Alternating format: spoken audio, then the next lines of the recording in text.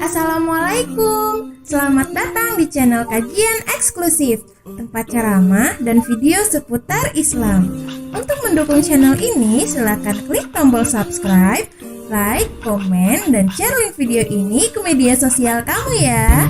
Semoga kita semua mendapat pahalanya. Jazakumullahu khairan.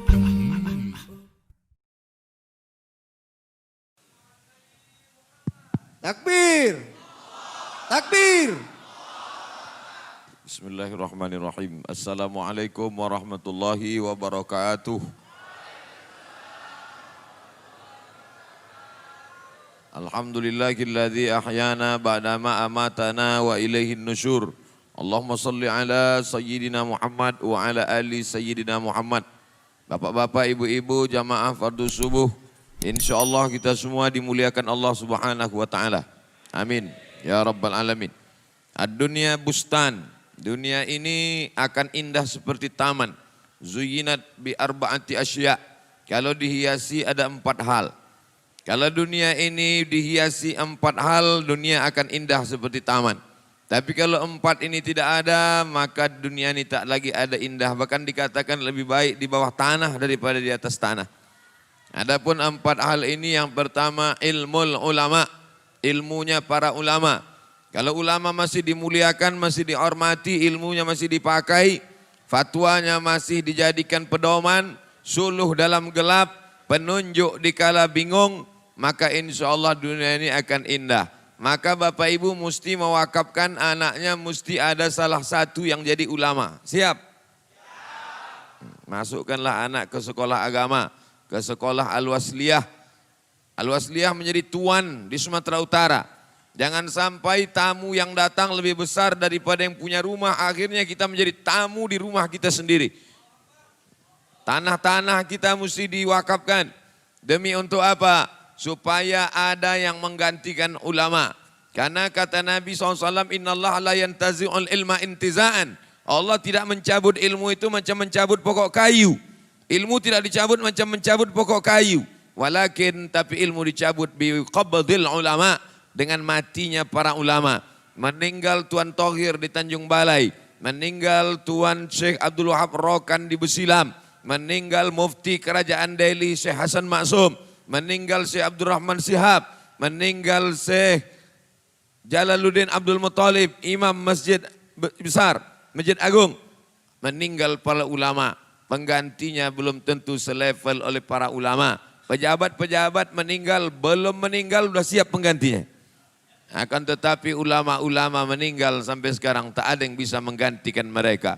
Ulama besar Al-Wasliyah, Syekh Muhammad Arsyad Thalib Lubis, ahli dalam bidang hadis. Saya masih megang bukunya yang dulu kami baca waktu di sekolah muallimin, ilmu mustalah hadis. Ada sampai sekarang saya pegang.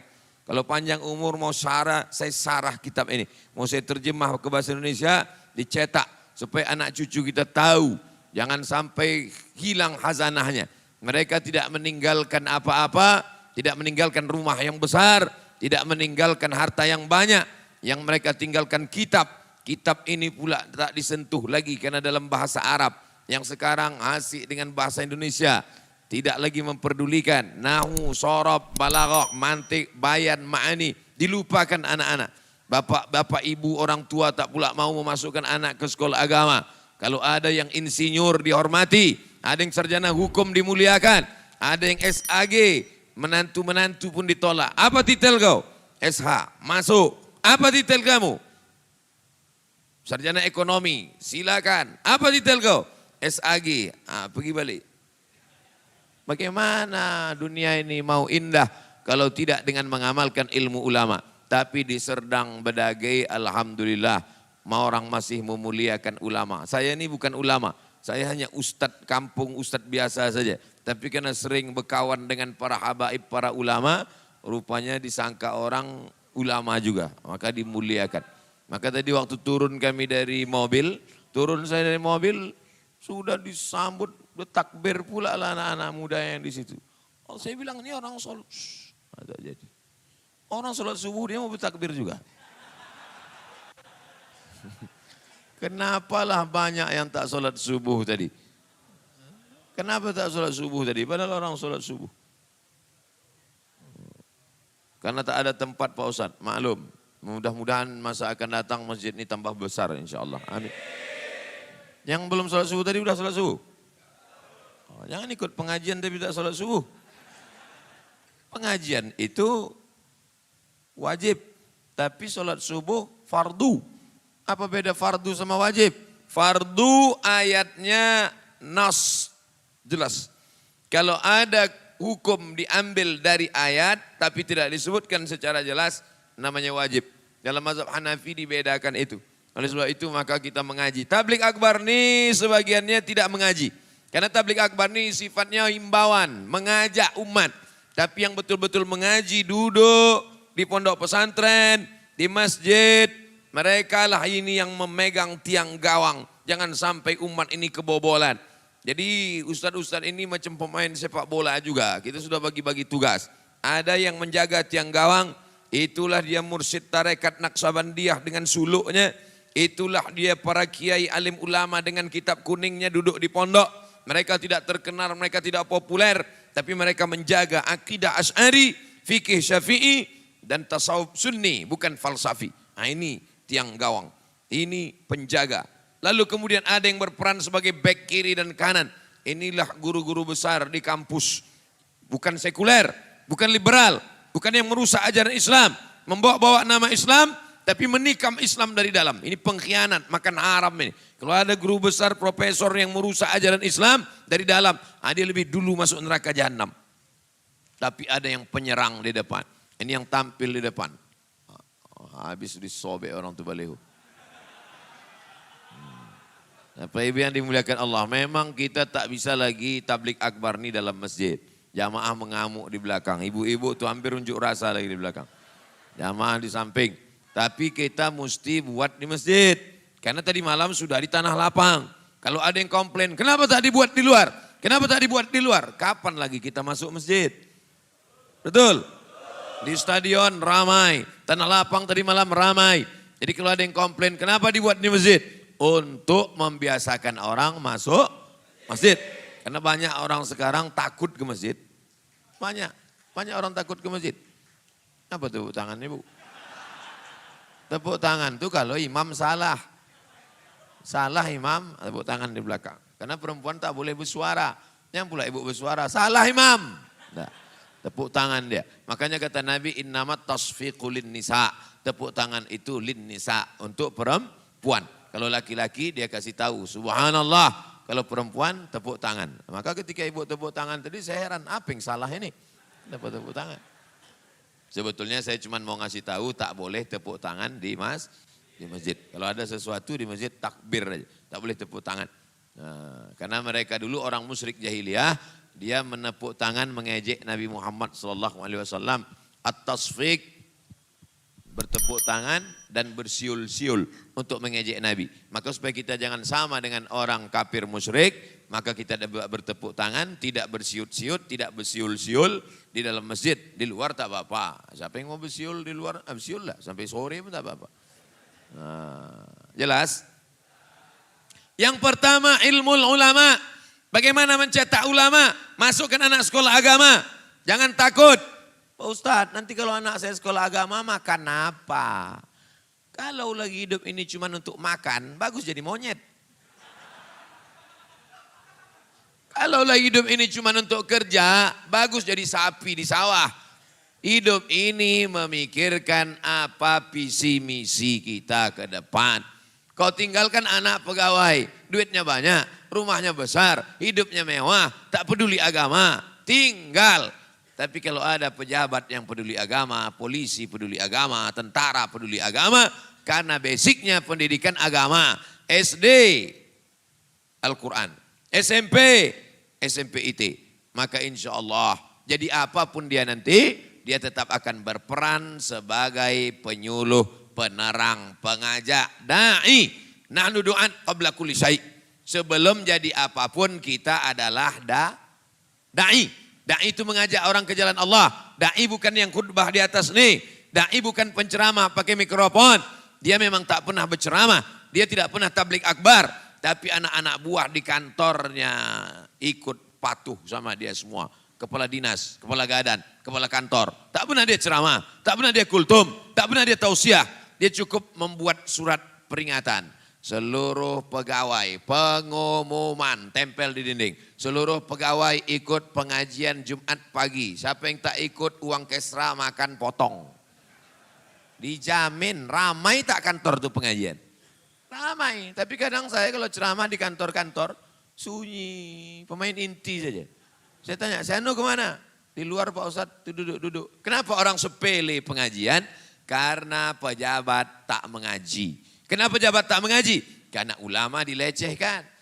Dunia akan indah yang pertama, ilmu ulama. Dengan ilmunya para ulama. 4 poin yang mau saya sampaikan malam ini, dunia akan indah. Kalau ada 4 poin, 15 menit, 15 menit, 15 menit, 15 menit. Pas 60 menit, nanti kami pun akan cabut langsung. Mudah-mudahan pertemuan kita ini mendatangkan barokah. Amin. Man sholat subha fi jama'atin, siapa yang sholat subuh berjamaah, summa qa'ada yazkurullah. Habis sholat subuh jangan keluar masjid, duduk berzikir dengan Allah.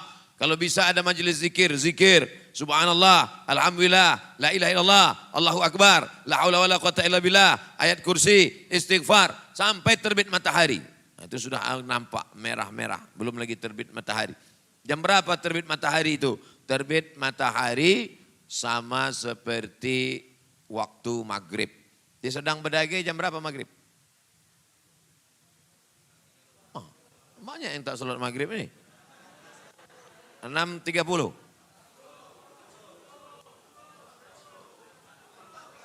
Karena masyarakat ikhtilaf, baliklah kita ke jam.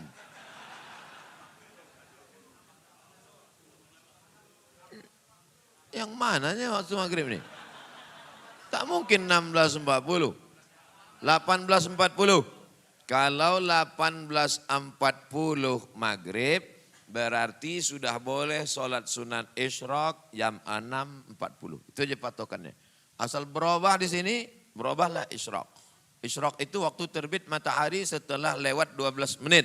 Waktu terbit matahari tak boleh sholat. Karena ada 3 waktu yang dilarang sholat. Terbit matahari, tenggelam matahari, tergelincir matahari. Terbit matahari, tenggelam matahari, tergelincir matahari. 3 waktu itu dipakai orang kafir musyrik jahiliyah menyembah Lata, Uzza, Manat, Ubal, Jibti, Tagut, Naham. Maka tak boleh kita sholat. Kenapa begitu? Waktu terbit matahari, matahari itu bulat.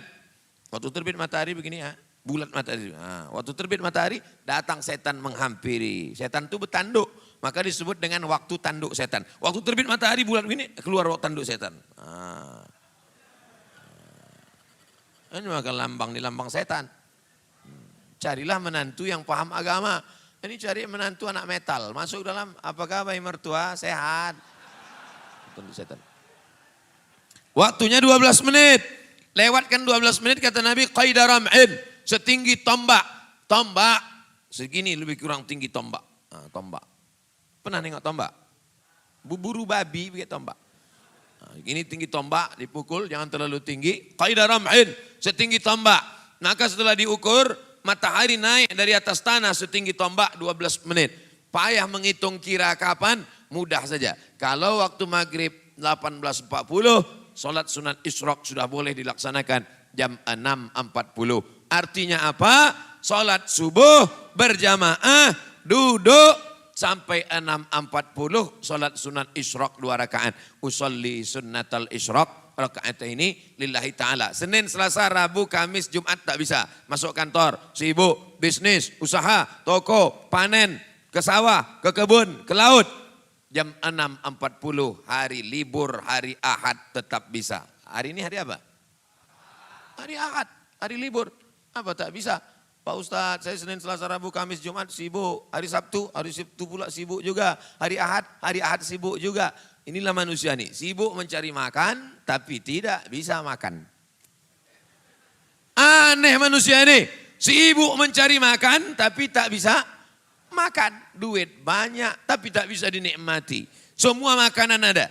Gulai kambing ada, asam pedas baung ada, ayam ada, kepiting ada, udang ada. Bisa kau makan udang? Kolesterol. Bisa kau minum teh manis? Diabetes. Nasi pun tak bisa dimakan lagi. Karena nasi sudah mengandung gula. bersemut. Akhirnya apa lagi yang bisa dinikmati hidup? Kenikmatan hidup adalah ketika berzikir di dalam masjid. Duduk, Allah membagi rezeki, habis sholat subuh menjelang matahari terbit. Disitulah rezeki itu dibagi-bagikan Allah. Duduk, ini di situ Allah bagi rezeki, di situ pula dia absen. Makanya orang tua-tua kita dulu mengatakan jangan sampai rezeki dipatok ayam. Orang sekarang udah dipatok ayam, diterkam musang, diambil kucing lagi. Apapun tak dapat dia. Oleh sebab itu maka usahakan dari habis sholat subuh sampai jam 6.40 duduk berzikir. Ada ustadz buat pengajian. Tak ada ustadz baca Quran. Berzikir. Subhanallah. Alhamdulillah. Mengantuk kali Pak Ustadz. Duduk aja. Sampai telungkup. Batal wudhu. Karena kalau telungkup keluar angin dari belakang. Oleh sebab itu maka duduk berzikir dengan Allah. Hatta tatul ansam. Sampai terbit matahari. Saya suka menengok kaligrafi di masjid kita ini karena ada terjemahnya. Ala bizikrillahi tatmainnul qulub. Ingatlah hanya dengan Allah hati menjadi tentram. Ada ingat. Ada semua ayat-ayat ada terjemahnya. Kadang di masjid-masjid lain banyak juga ayat tak ada terjemahnya. Semua jamaah memuji. Cantik kaligrafi ini Pak Ustaz, mantap. Apa isinya? Entah. Ditulis Abu Bakar, Ali langsung. Abu Bakar, Umar, Utsman, Ali. Kenapa ditulis Abu Bakar, Umar, Utsman, Ali? Untuk membedakan dengan masjid Syiah. Syiah tak mau menulis Abu Bakar sama Umar. Syiah tak mau menulis Abu Bakar, Umar, Utsman. Langsung ke Ali saja. Itulah maka mengapa ditulis. Mana tahu nanti anak nanya, ya. Kenapa ditulis Abu Bakar ya? Usah kau tanya dari dulu dah begitu dah. Karena Syiah tak mau mengakui Abu Bakar. Kata Syiah Abu Bakar sama Umar sama Utsman penjahat yang merampas khilafah kekuasaan Ali. Maka Abu Bakar, Umar sama Utsman ini kafir kata Syiah. Orang Serdang Bedage ini Syiah apa Ahlus Sunnah? Ahlus Sunnah. Maka ditunjukkannya kami Ahlus Sunnah. Abu Bakar, Umar, Utsman, Ali radhiyallahu an. Nah, ini bagus tulis kaligrafi. Kenapa kaligrafi ini ditulis di atas? Supaya mata jamaah khusyuk sholat. Karena kalau ditulis di depan, itulah mata dia nengok. Makanya dalam mazhab Maliki makruh. Dalam mazhab Maliki makruh hukumnya menulis dinding. Tapi mazhab Syafi'i tidak. Dengan syarat apa? Ditulis di atas, mata jamaah sholat menengok ke bawah. Tapi kalau sedang duduk, habis sholat subuh, berzikir sudah, baca Quran sudah, belum sampai jam 6.40. Tinggal tengok aja, baca keliling. Ya ayyuhallazina amanu idza nudiya lis-salati min yaumil jumu'ah fas'au ila zikrillah wa dzarul bai'. Dzalikum khairul lakum in kuntum ta'lamun. Fa idza qudiyatis salatu fantashiru fil ard wabtaghu min fadlillah wazkurullaha katsiran la'allakum tuflihun. Wa idza ra'au tijaratan aw lafan faddu ilaiha wa tarakuka qa'ima. Tengok terjemahnya. Saya membaca tulis Arabnya tak bisa Pak Ustaz, berbelit-belit terjemahnya aja. Terjemah pun tak nampak Pak Ustaz, beli teropong. Ini semua untuk berzikir mengingat Allah. Pintu manapun yang kau lewati, pintu ini semuanya ada pesan-pesannya. Pintu ini yang kau lewati, ala bizikrillah tatmainnul qulub. Banyak-banyak berzikir mengingat Allah, hatimu akan tenang. Surat Ar-Ra'd ayat 28.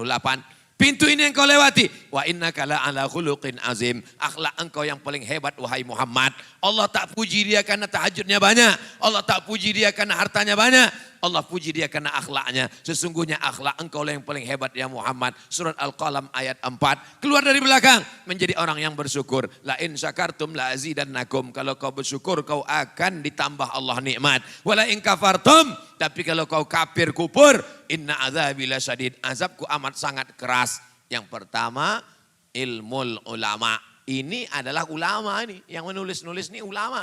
Ulama bilang apa? Kaligrafi, ilmul ulama. Yang kedua, adlul umara. Dunia akan indah kalau ada 4 hal. Yang pertama, ilmu ulama diamalkan. Yang kedua, adlul umara. Pemimpinnya kalau sudah pemimpin adil, lebih enak di atas tanah daripada di bawah tanah. Tapi kalau sudah pemimpin zalim, lebih baik di dalam tanah daripada di atas. Apa maksud di dalam tanah itu? Mimda tema taya bawati modar. Apalah lagi gunanya di atas tanah. Anak mau sekolah, mahal. Sakit, mahal. Saya kuliah di Mesir, S1, S2, S3 di Mesir itu gratis, free. Kuliah saya S2 di Maroko, gratis. Kuliah saya S3 di Sudan, bayar.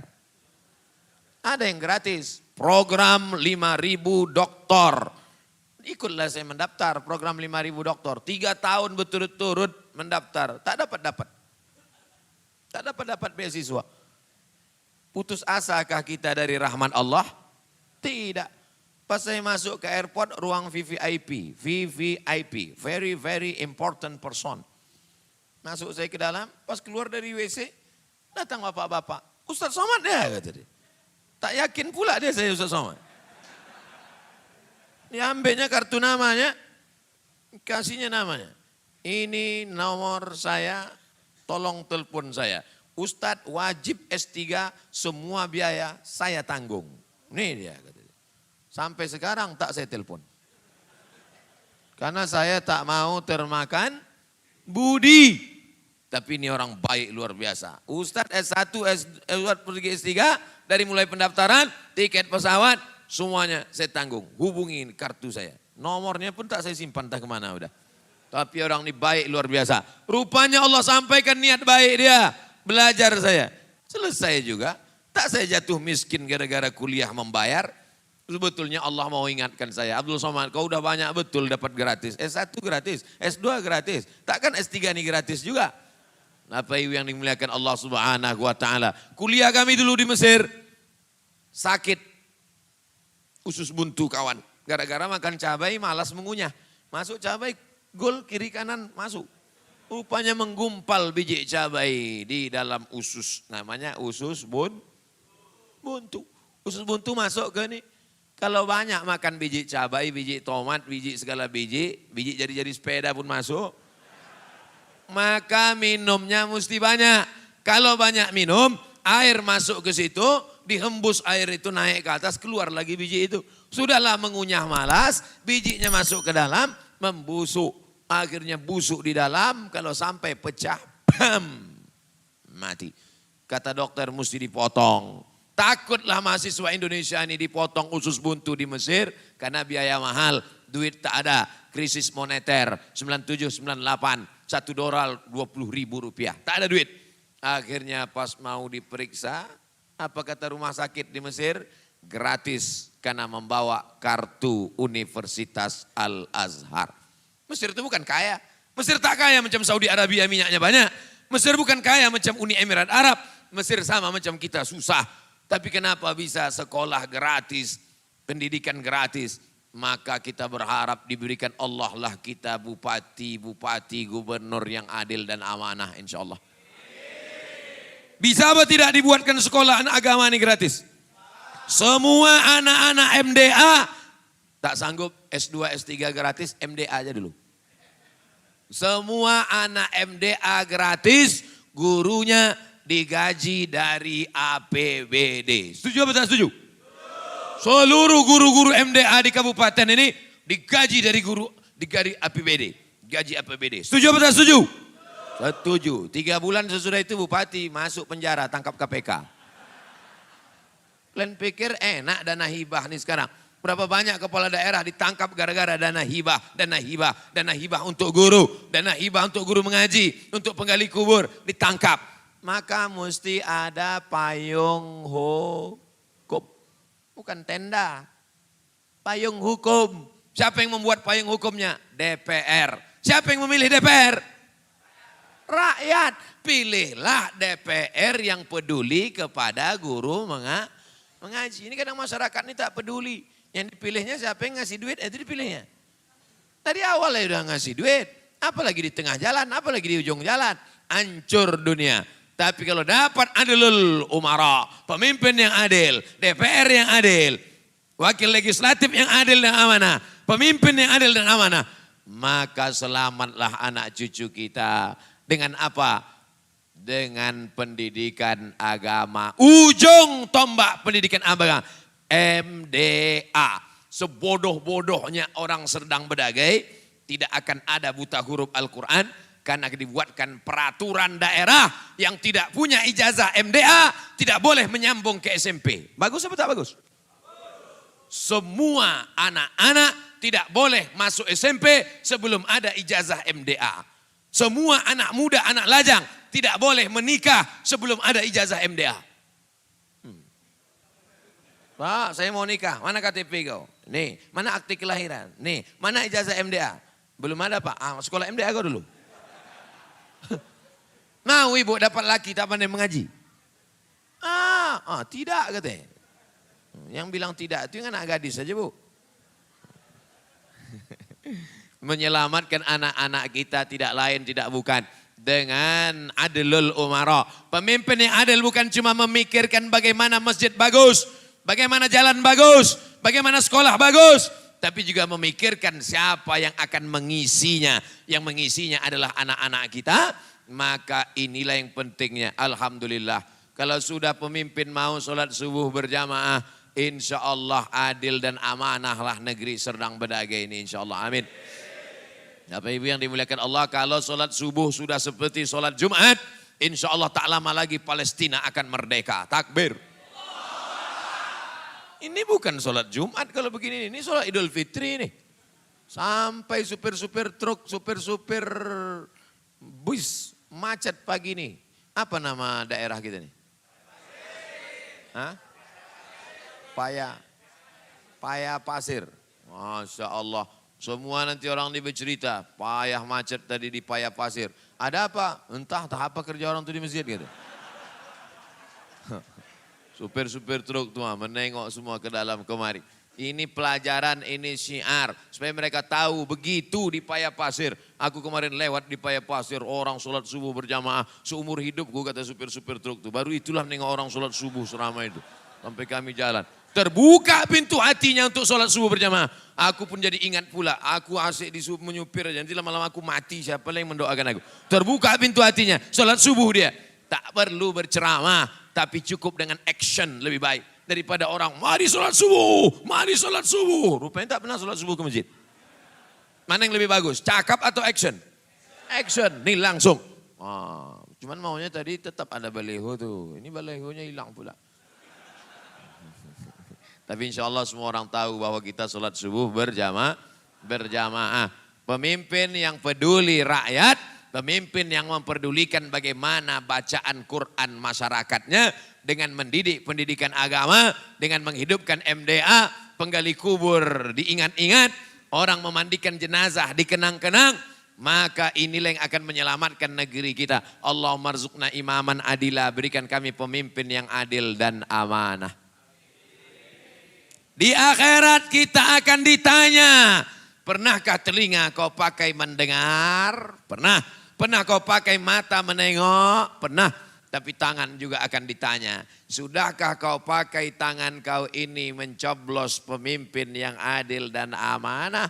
Karena saat kita itu sedang bersaksi di hadapan Allah. Aku bersaksi bahwa orang yang kupilih ini baik untuk agamaku, baik untuk masjidku, baik untuk pendidikan anak-anakku. Takbir. Tapi waktu mencoblos itu dalam hati aja. Waktu di dalam takbir. Apanya kerja kau di dalam itu?